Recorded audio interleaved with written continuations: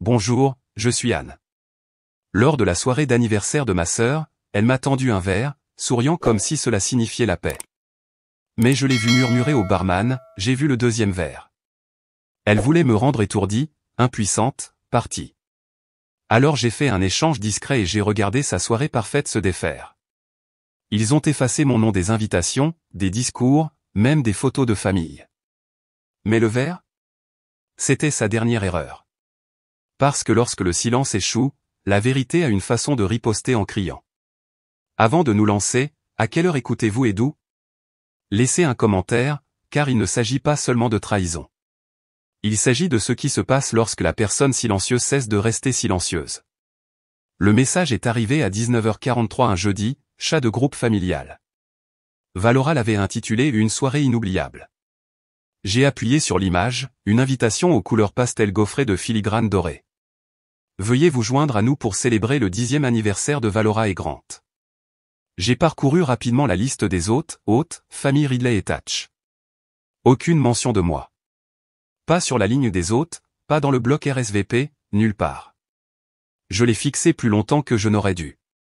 Mon nom n'était pas oublié, il avait été délibérément omis. Alors maman a ajouté un emoji cœur, et j'ai hâte de voir tout le monde bien habillé. Ma poitrine s'est serrée. Tout le monde. Je suppose que cela signifiait tous les autres. Pourtant, j'ai tapé, je serai là. Pas parce que je le voulais, mais parce que je le devais. C'est parfois ce à quoi ressemble la dignité, se montrer là où l'on n'est clairement pas désiré et entrer la tête haute quand même. Dès le samedi, j'avais réservé l'hôtel moi-même. J'ai conduit seul, sans accompagnateur non pas que quiconque l'ait demandé. Charlotte ressemblait à la même, soignée, polie, comme Valora. Chaque coin de la ville donnait l'impression d'avoir été arrangé pour Instagram, parterre de fleurs soigneusement plantées, trottoir balayé, portier souriant. Mais cette nuit-là, rien ne semblait plus soigné que le club de golf qu'ils avaient loué, piliers coloniaux, service de voiturier, et doux jazz jouant en direct près de l'entrée. Je suis sorti de ma voiture de location dans une robe anthracite, rien d'extravagant, rien de trop discret non plus. J'ai dépassé deux jeunes filles posant près des hortensias. L'une d'elles a murmuré, est-ce une des traiteurs? Je n'ai pas scié, j'ai juste continué à marcher. À l'intérieur, la pièce scintillait. La palette préférée de Valora rose poudrée, ivoire et or pâle enveloppait l'espace comme une publicité de boutique de mariage. Des serveurs passaient des flûtes de champagne garnies de bail. Un quatuor à cordes jouait quelque chose de léger mais de chair. Je me suis arrêté près du plan de table, mes doigts parcourant les colonnes de noms. J'ai trouvé le sien, celui de son mari, même celui de maman et papa, soigneusement inscrits en calligraphie à côté de la table principale.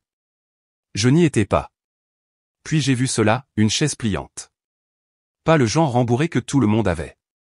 Celle-ci était simple, métallique, coincée près des portes battantes menant à la cuisine.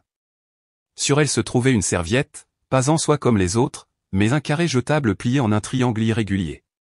Il y avait une carte à côté, Anne. Juste mon prénom, pas de titre, pas de chaleur. Je suis resté là un moment, regardant un serveur se faufiler en portant des cocktails de crevettes. La porte derrière lui a grincé et a libéré une vague de chaleur de cuisine et d'ail. Je me suis assise sans un mot. J'ai croisé les jambes, souri légèrement, pris une lente inspiration. Ce n'était pas une erreur. C'était un message. Un message silencieux. Le genre qui blesse plus fort qu'un cri. 20 minutes passèrent. La musique changea. Les conversations bourdonnaient autour de moi comme des abeilles évitant une fleur qu'elles ne voulaient pas. Puis vint la soie pastel, les cheveux coiffés comme une reine de beauté, le sourire exercé à la perfection. Elle s'approcha, un verre de prosecco à la main. « Tu es venu finalement, dit-elle, sans chaleur, sans cruauté, juste assez pour me meurtrir. »« Je n'aurais manqué cela pour rien au monde, répondis-je. » Elle se pencha, me fit un baiser de l'air sur le côté de la joue, et disparut dans un groupe de personnes riant trop fort. Grant la suivit de près, s'arrêtant brièvement. « Salut, Anne, dit-il, ne me regardant pas vraiment. Son eau de colonne frappa d'abord, puis un demi-étreinte que je n'avais pas demandé. « J'espère que tu as trouvé ta place. »« Oui, dis-je doucement. » C'était exactement là où je m'attendais. Il sourit comme s'il ne m'avait pas entendu et s'en alla. Je laissai mes yeux errer dans la pièce. Chaque table avait un centre de table, pivoine, bougies flottantes, et serviettes pliées comme des orchidées, des formes nettes et fières. La mienne était pliée en une petite iris. Une erreur? Ou un symbole? Je ne pouvais pas décider. Mais je me suis souvenu de quelque chose que Valora avait dit un jour quand nous étions petites, iris signifie au revoir, n'est-ce pas? J'ai ramassé la serviette lentement, mes doigts traçant ses fibres bon marché. Au revoir. Peut-être que c'était tout ce que cela avait toujours été. Je n'ai pas beaucoup mangé, j'ai juste siroté mon verre d'eau, le seul sur ma table. Personne d'autre n'est venu s'asseoir avec moi. Une petite fille aux boucles me regarda par-dessus la jambe de son père. J'ai souri, mais elle a dit, « Papa, pourquoi cette dame est assise toute seule ?» Il avait l'air embarrassé. « Elle est de la famille, ma chérie. » Je pense. Elle a plissé le nez. Elle n'était même pas sur la liste. Et c'est là que j'ai réalisé, je n'avais pas seulement été oublié, j'avais été retiré. Et je ne me suis pas retourné. Je n'avais pas besoin de savoir qui avait dit ça. Elle n'était même pas sur la liste, parce que la vérité avait déjà trouvé son chemin dans ma poitrine. Elle s'y est installée, froide et certaine, comme une pierre qui coule dans l'eau. La pièce s'est assombrie. Un doux carillon a résonné dans l'air, attirant l'attention de tous vers la table d'honneur. Quelqu'un a baissé les lumières tandis qu'un projecteur s'allumait. J'ai regardé la lueur danser le long des murs, projetant de courtes ombres de cristal, de verre et de fourchettes levées. Valora et Grant se tenaient debout, les bras l'un autour de l'autre, rayonnant comme s'ils étaient taillés dans une photo de magazine intitulée « Le bonheur, soigné ». 10 ans, commença Valora, sa voix claire, douce, confiante. 10 ans à construire une vie avec cet homme incroyable. Applaudissements. Grant prit la parole ensuite, racontant des souvenirs de leur premier appartement, les difficultés avec la fondation qu'ils avaient créée, et puis, bien sûr, leur ascension. Ils ont commencé à nommer des noms, à nos parents qui nous ont tout donné, au frère de Grant qui nous a aidés à concevoir les premiers modèles Grant, à Danica qui nous a présenté à notre premier investisseur, et à tous les amis et la famille qui ont rendu ce rêve possible. Le mot famille résonnait, générique, non spécifié, propre. Je suis resté immobile, droite, attendant. Mais mon nom n'est pas venu. Pas un murmure, pas un signe de tête, rien. Et pourtant, ma signature était toujours sur le prêt qui avait permis à leur association à but non lucratif d'être approuvée. Mon transfert d'urgence avait autrefois maintenu leur hypothèque à flot pendant la crise de 2008. Quand ils avaient eu besoin de quelqu'un pour garantir leur crédibilité, c'était mon titre de poste directrice de programme pour une association d'alphabétisation à l'échelle de l'État qui avait étayé leur proposition. Mais maintenant, je ne faisais plus partie de leur histoire d'origine. La pièce a applaudi. Certains se sont tournés pour me regarder, des clins d'œil rapides et maladroits de pitié ou de confusion. Mais personne n'a rien dit. J'ai quand même souri, parce que c'est ce qu'on fait quand le sol s'effondre sous vous, on fait semblant d'avoir voulu tomber. Un serveur passa en offrant plus de champagne. J'ai refusé, me levant pour me dégourdir les jambes. Une nouvelle file s'était formée près de la table d'exposition. Les gens déposaient des cadeaux et étreignaient Valora, offrant leurs félicitations. Je me suis tenu à distance, observant de côté, jusqu'à ce que je remarque la boîte. Celle que j'avais passé 3 semaines à planifier. Elle était enveloppée de papier ivoire, nouée avec un ruban prune foncé, la même teinte que Valora portait le jour de ses fiançailles. À l'intérieur se trouvait une sculpture en bronze personnalisée gravée de sa citation préférée de leur vœu de mariage, construire un monde où personne ne se sent inférieur. Je l'avais commandée à un artiste local à Asheville. Une œuvre discrète, intentionnelle. Et maintenant je regardais Grant la déballer, sourire et la brandir. « Waouh » dit-il, assez fort pour que toute la pièce l'entende. « Danica, c'est magnifique. » Danica, se tenant à 2 invités en arrière, se figea. Son sourire hésita. Elle regarda autour d'elle, incertaine, puis rit nerveusement. « Oh, bien sûr. » Il passa à autre chose. Mon nom avait été échangé sur l'étiquette, remplacé. Je n'ai pas dit un mot. Je n'ai pas scié. Mais quelque chose dans ma colonne vertébrale s'est bloqué. Je n'étais pas effacé par erreur. C'était délibéré, répété. Je me suis détourné de la table des cadeaux et me suis dirigé vers le bar. Une cousine, Sophie je pense, s'est faufilée à côté de moi pendant que le barman mélangeait quelque chose de fluorescent. « C'est tellement gentil de ta part d'être venu, dit-elle. Surtout après tout ça. J'ai fait une pause. Quel est tout ça? Elle a cligné des yeux. Oh, rien. Juste, tu sais, toute l'attention. Je veux dire, tu es comme de la famille éloignée maintenant, n'est-ce pas? Je trouve juste que c'est super que vous soyez toujours proches. Famille éloignée. Je lui ai donné un sourire qui n'atteignait pas mes yeux.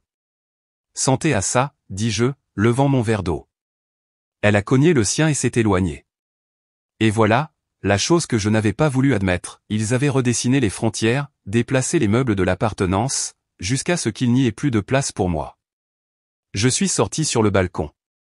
L'air frais de la nuit effleurait ma peau, et les bruits de la fête s'estompaient derrière la vitre. Je me suis appuyé sur la balustrade, regardant le scintillement des guirlandes lumineuses se refléter sur la surface de l'étang artificiel du country club. J'ai sorti mon téléphone. Aucun appel manqué. Aucun message non lu. Aucun SMS de Valora depuis des mois. Je me suis murmuré cela à moi-même, sans colère, pas même amer, juste fatigué. C'est donc ainsi qu'ils ont fermé la porte, sans jamais la claquer. Puis, juste au moment où j'allais partir, j'ai aperçu un mouvement au coin du patio. Valora. Elle se tenait près du poste du barman, parlant à voix basse, sa posture délibérée. Elle tenait 2 verres. Elle en a tendu un, puis a tenu l'autre juste assez longtemps pour tapoter 2 fois le bord avec son ongle. Le barman a hoché la tête. Et c'est là que j'ai compris. Je suis rentré à l'intérieur, l'écho des rires me saluant comme une gifle. Je n'ai pas scié. Valora était exactement là où je l'avais laissée, juste après le coin du bar, posée d'une manière qui la faisait paraître désinvolte. Sauf que je connaissais ses tics, l'inclinaison de sa tête, la façon dont elle pinçait les lèvres quand elle voulait que quelque chose passe inaperçu. Elle a croisé mon regard, a souri largement, et a levé un verre. Mélange spécial pour toi, a-t-elle dit gentiment, s'approchant de moi et me le tendant comme une offrande de paix. Le verre était froid, le bord garni d'une fine tranche de citron vert. Valora l'a tenu une seconde de trop avant de lâcher. Son ton était léger, mais ses yeux ils n'ont jamais appris à mentir complètement. J'ai répondu à son sourire par l'un des miens, tout aussi exercé. Merci, dis-je, en serrant le verre comme si c'était n'importe quelle autre boisson, comme si c'était n'importe quelle autre nuit. Profitant, c'est un favori ici, ajouta-t-elle, puis se détourna sans attendre de trinquer. J'ai hoché la tête et me suis glissé vers le couloir près de la sortie latérale, levant le verre dans un geste silencieux de remerciement à un serveur de passage, comme si j'avais toute l'intention de rejoindre la foule à nouveau. Je ne l'ai pas fait. Dehors à nouveau, je me suis déplacé dans l'ombre juste derrière le chauffage de terrasse. La brise s'était encore rafraîchie. J'ai expiré lentement, écoutant le jazz étouffé qui sortait de la salle de banquet à travers les vitres.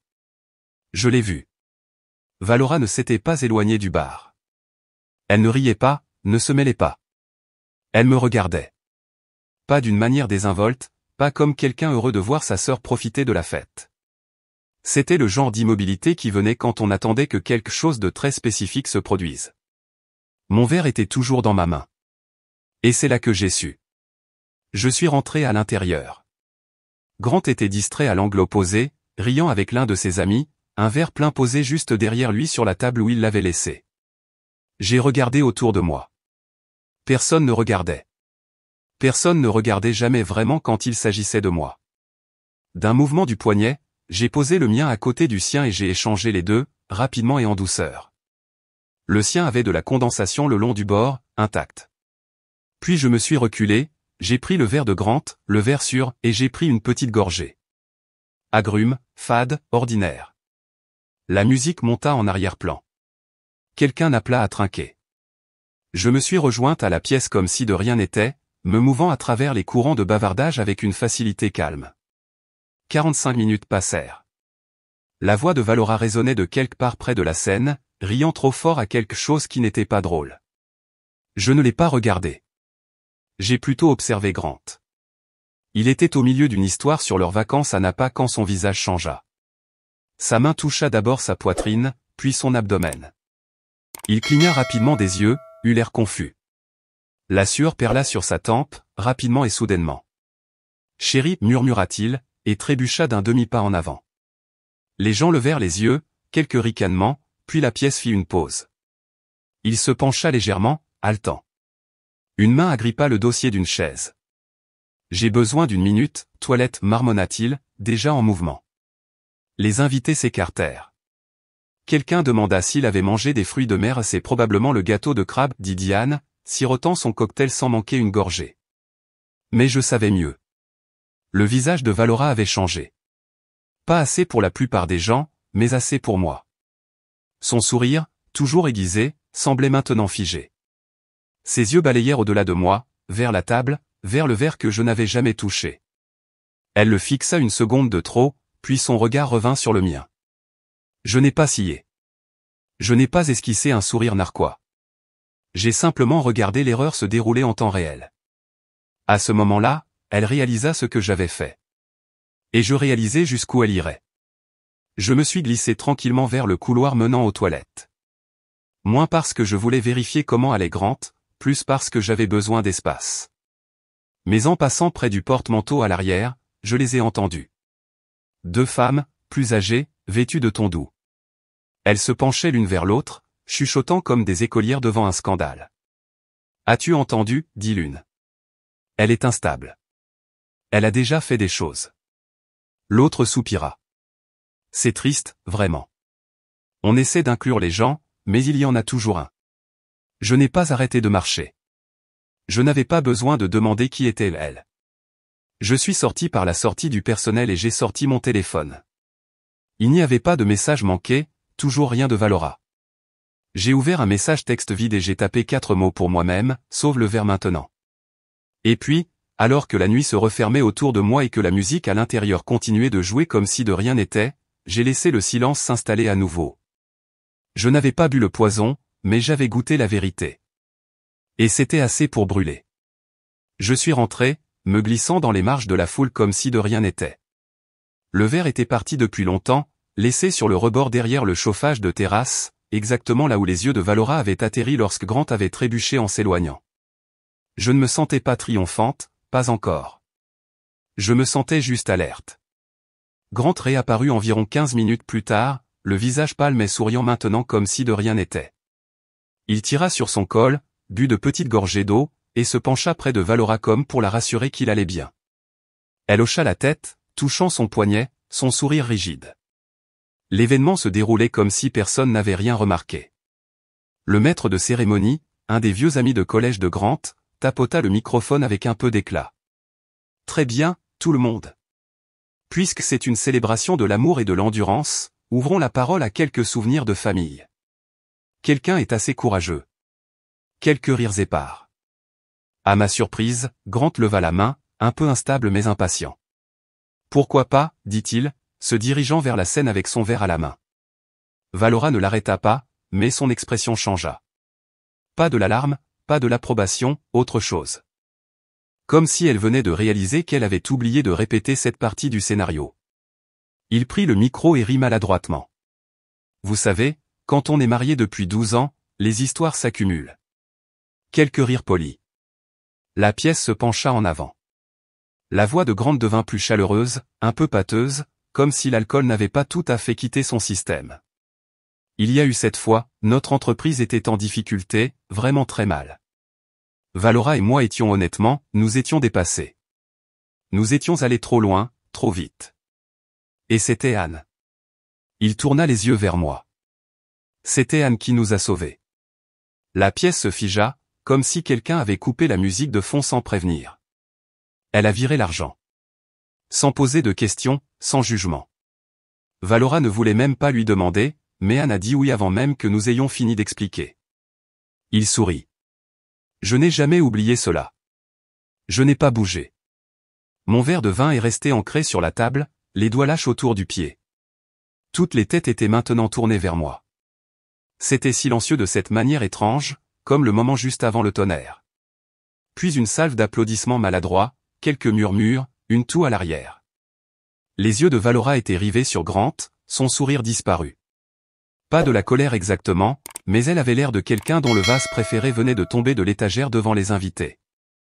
Grant fit une petite révérence et retourna à leur table. Je suis resté immobile. Il ne l'avait pas fait exprès.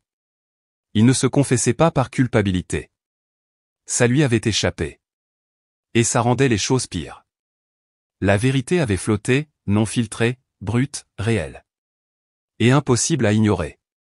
Ce fut le moment où quelque chose commença à se briser. Pas avec un cri, avec une fissure venant d'en dessous. Plus tard, après que la danse ait repris et que la tension ait été avalée par le vin rouge et le gâteau, je me suis éloigné du bruit et j'ai erré vers le jardin latéral où les enfants jouaient sous les guirlandes lumineuses. Je me suis tenu sous une tonnelle, les regardant chasser les bulles. Une petite main a tiré ma robe. J'ai baissé les yeux dans les yeux grands et curieux de la fille de Valora, Élise. Ses boucles rebondissaient quand elle penchait la tête. « Tu es une des aides ?» a-t-elle demandé gentiment. Maman dit que cette fête est juste pour la famille. Ma gorge s'est serrée, mais j'ai souri. Je me suis baissé à sa hauteur et j'ai lissé ses cheveux. J'avais l'habitude de l'être, ai-je dit. Elle a rayonné et est partie en courant rejoindre les autres. Et juste comme ça, plus que le discours de Grant, plus que la boisson, j'ai senti quelque chose se fissurer. Je n'étais plus ignoré. J'étais redéfini. Réaffecté.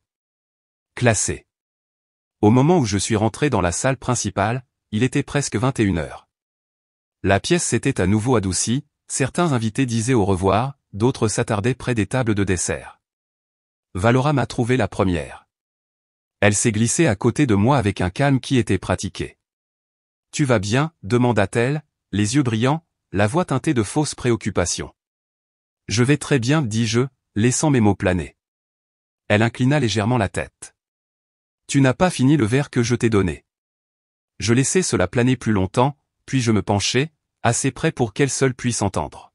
« Non, dis-je doucement, mais ton mari l'a fait. » Le sourire de Valora ne disparut pas complètement, mais il cessa de signifier quoi que ce soit. Elle cligna des yeux une fois. Je suis passé devant elle et me suis assise près du piano. Pas pour jouer, juste pour être vue. Présente. Silencieuse. Si je partais maintenant, il gagnerait. Alors à la place, je suis resté et je les ai laissés faire la prochaine erreur. Alors je suis resté. Je me suis assise, le dos droit et la bouche fermée, refusant d'être celle qui s'y irait en premier. J'ai regardé la pièce revenir au rire, regardé les assiettes de tarte au citron passer, regardé Valora siroter un nouveau verre de vin, comme si rien ne s'était passé. Jusqu'à ce que ça se produise. Juste avant les derniers toasts, juste au moment où quelqu'un baissait à nouveau les lumières pour un montage de clôture, Valora se leva. Elle ne tapota pas le microphone. Elle ne s'éclaircit pas la gorge. Elle parla juste, comme une enseignante qui gronde une classe dont elle attend toujours l'obéissance. Je sais que ce soir est censé être joyeux, dit-elle, sa voix tendue et aiguë, comme une corde trop tendue. Mais je ne peux pas ignorer ce qui vient de se passer. La pièce se tut instantanément. Les fourchettes s'arrêtèrent en plein air. Même le quatuor baissa ses instruments. Elle baissa les yeux, hocha la tête vers Grant, qui avait toujours l'air pâle, et plaça une main sur son cœur. Mon mari a failli s'effondrer. Quelque chose n'allait pas, et nous l'avons attribué aux boissons. Elle ne dit pas mon nom. Elle n'avait pas besoin de le faire. J'ai donné à quelqu'un quelque chose de gentil, un geste de confiance, et elle?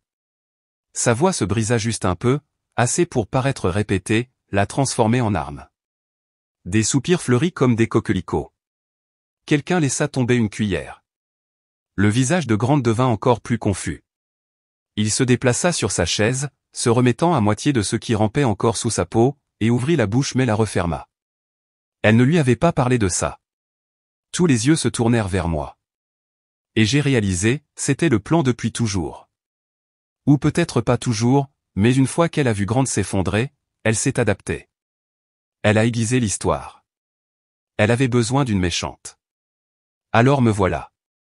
Je ne me suis pas levé. Je n'ai pas parlé. J'ai gardé mes mains jointes sur mes genoux, et pour la première fois de la nuit, je me suis autorisé à ressentir pleinement le poids du silence collectif. Personne n'a pris ma défense. Ni Grant. Ni Diane.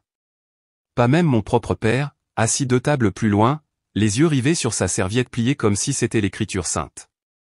C'était la vraie boisson qu'il m'avait tendue, l'humiliation, servie froide, devant tout le monde. Le maître de cérémonie, visiblement désemparé, tenta de réorienter la situation après quelques instants. Eh bien, d'accord alors. Peut-être devrions-nous revenir au diaporama et, célébrer un peu plus. C'était maladroit.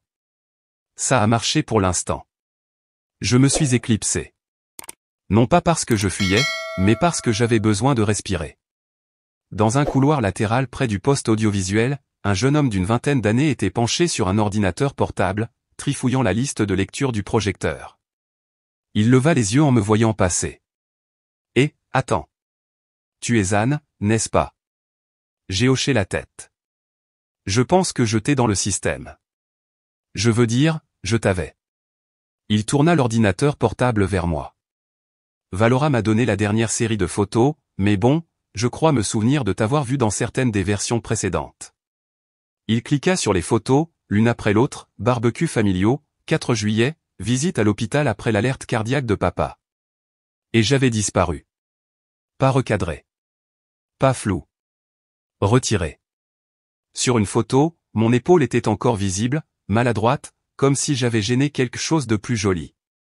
Mais tout le reste? Disparu. Ce n'est pas une erreur, murmurai-je. Il ne dit rien, se contenta d'avoir l'air maladroit, comme un serveur qui vient de renverser quelque chose sur une veuve et ne sait pas quelle serviette saisir en premier. Je l'ai remercié et je suis parti.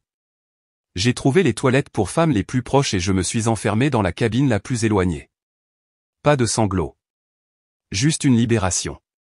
Les larmes coulaient vite, chaudes, mais mes mains restaient serrées. Je me suis regardé dans le miroir quand j'ai eu fini, les yeux gonflés, la lèvre tremblante, les cheveux impeccables.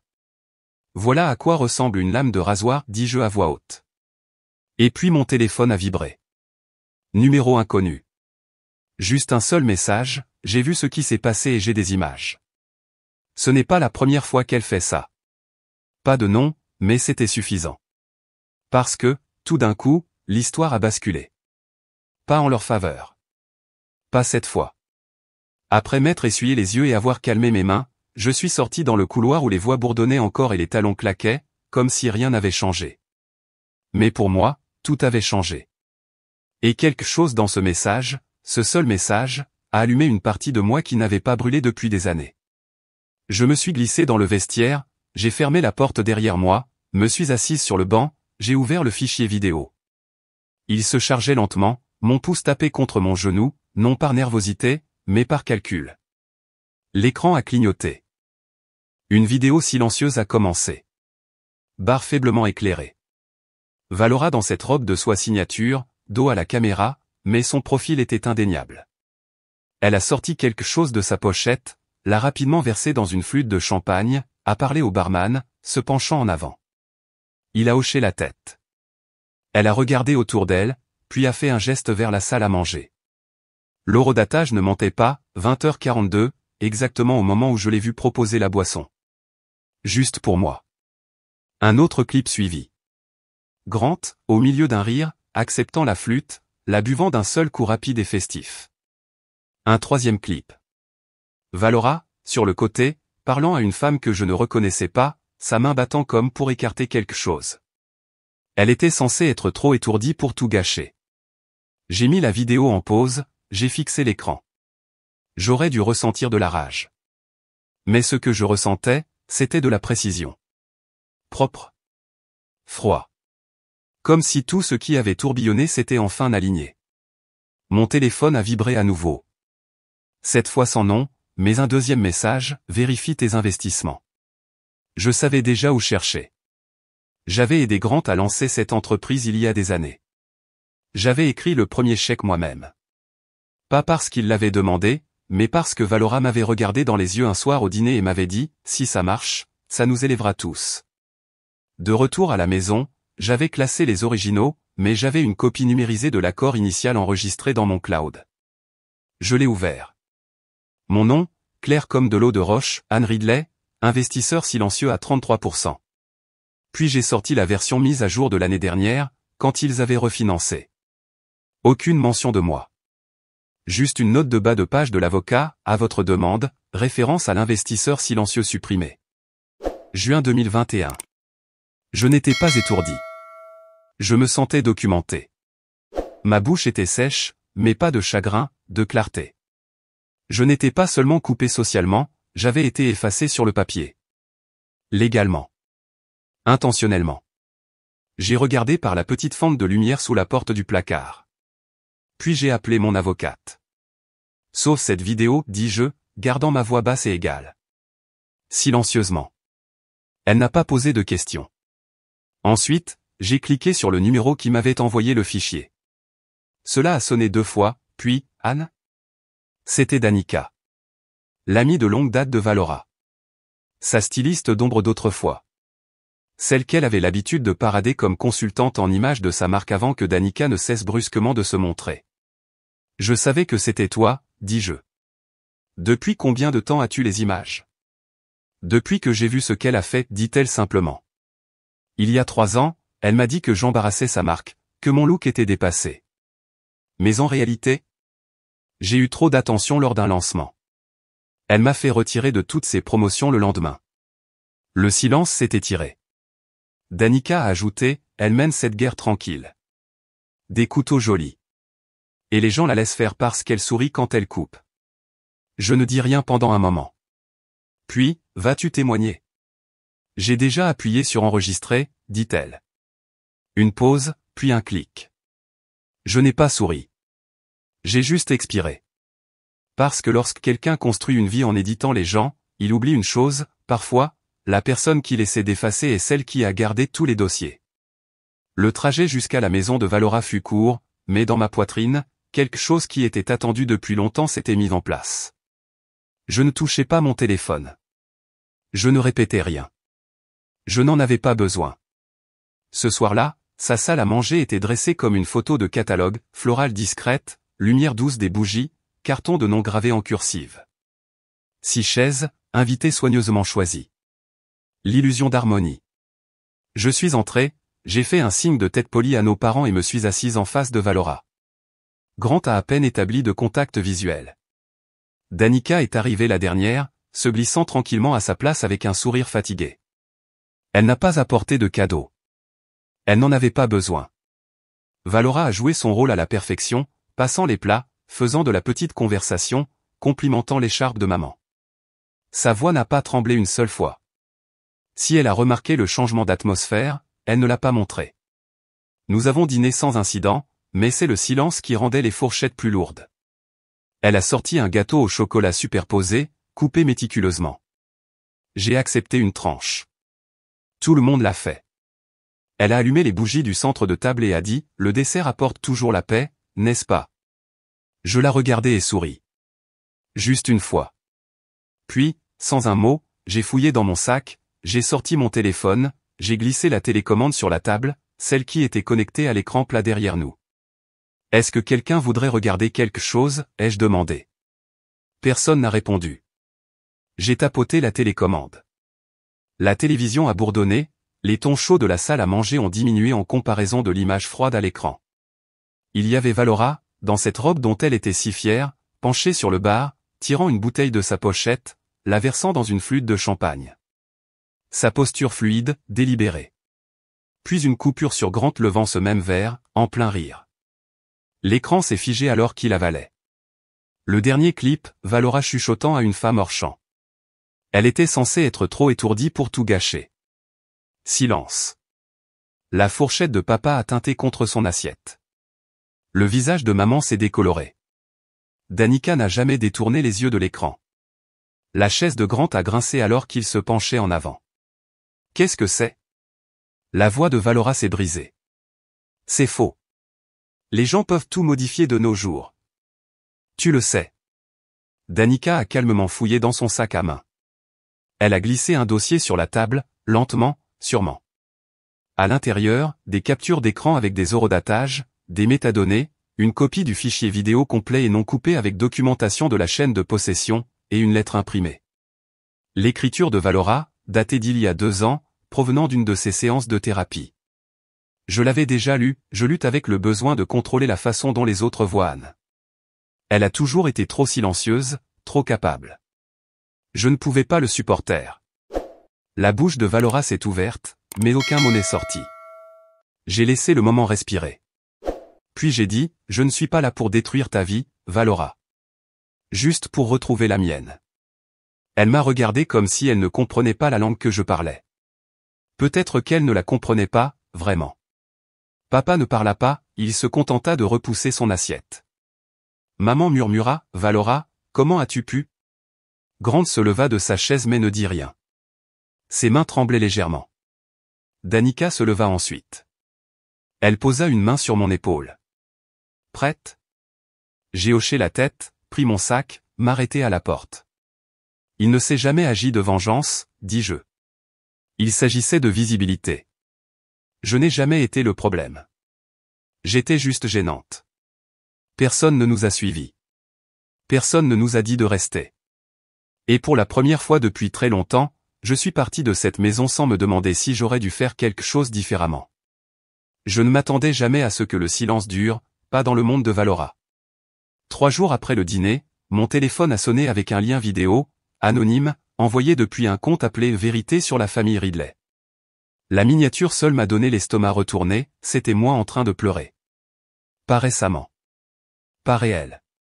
C'était un clip d'il y a 6 ans, enregistré pendant une crise de panique après l'opération de maman. Valora était restée juste assez longtemps pour appuyer sur enregistrer, puis s'était éloignée avant que les infirmières n'arrivent. Et maintenant la légende disait, sœur instable ruine l'héritage familial. Encore une fois, cela avait été réduit à 20 secondes, sans contexte, sans audio au-delà de ma respiration saccadée. Et ça gagnait en popularité, j'aime, partage, commentaires comme pourquoi est-elle toujours la victime, ou quelqu'un devrait aider cette femme.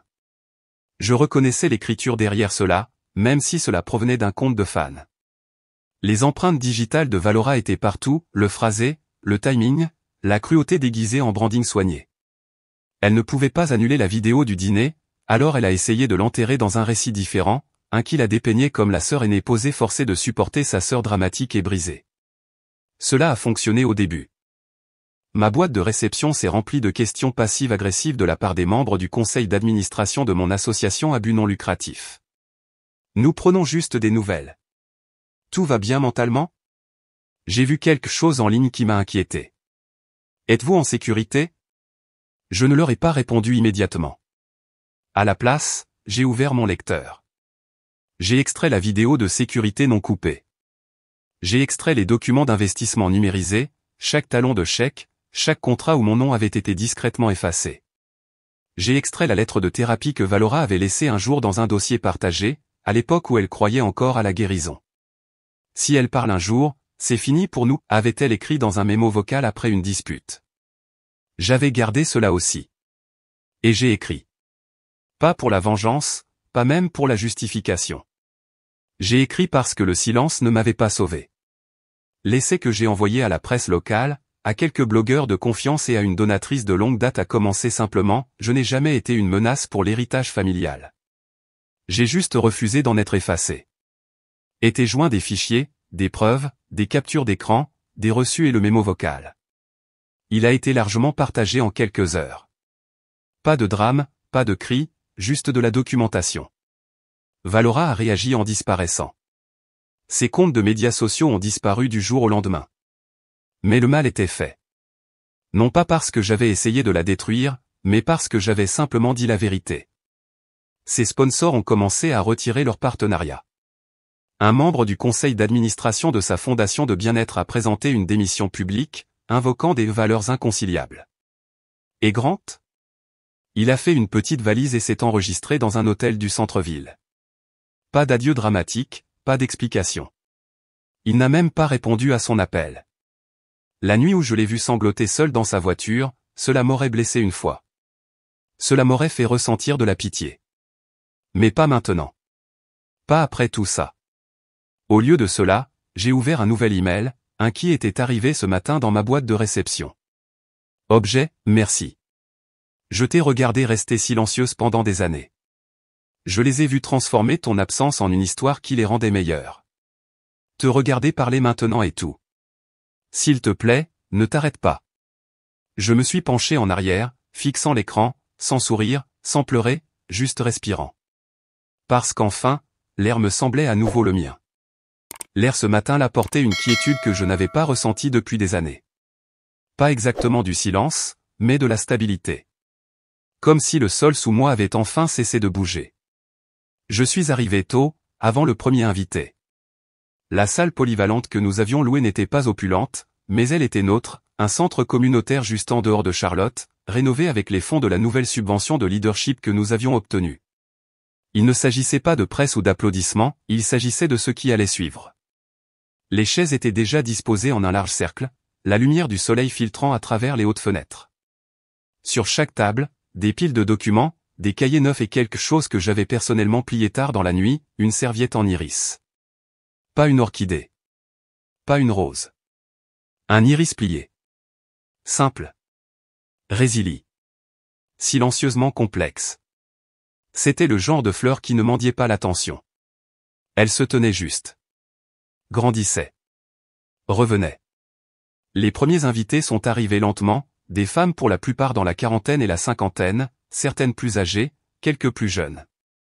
On pouvait le voir dans leur posture, le poids de trop d'années à être interrompu, à se faire couper la parole, à être ignorées. Certaines étaient venues seules. D'autres serraient des sacs fourre-tout comme des armures.